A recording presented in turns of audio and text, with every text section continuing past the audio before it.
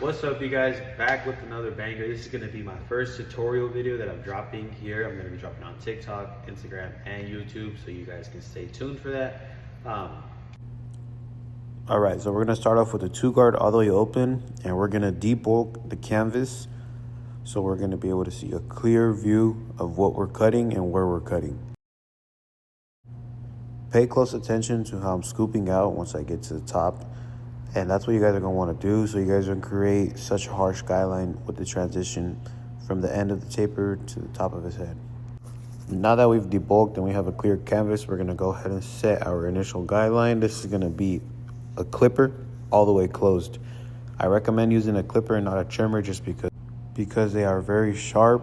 Depending if you zero gap them or don't zero gap them, I still recommend using a clipper all the way closed.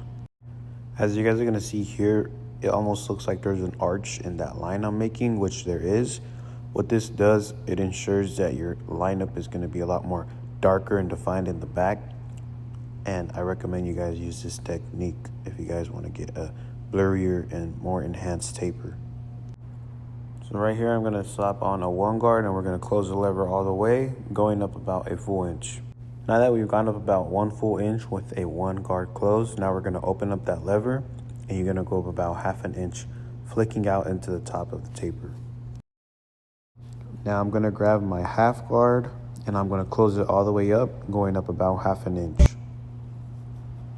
Now I'm going to open up my 1/2 guard halfway and just work my way up. I have my 1/2 guard open all the way and I'm using the corner to blend into that one close that we made. Always ensure that you're using the corner of your clipper when you're trying to take out a line. If you use a full blade, you're only going to end up making another guideline or stretching your blend too high. Now with the clipper you created your first guideline with, we're going to close it all the way up and we're going to attack that bottom line, opening the lever little by little using the corners.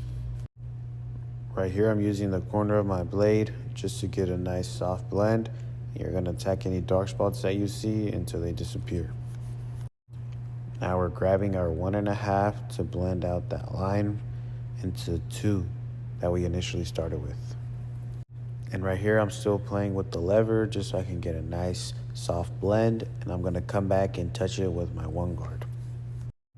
Right here we're going to use our thinning shears to blend out the rest of the fade into the top of his hair.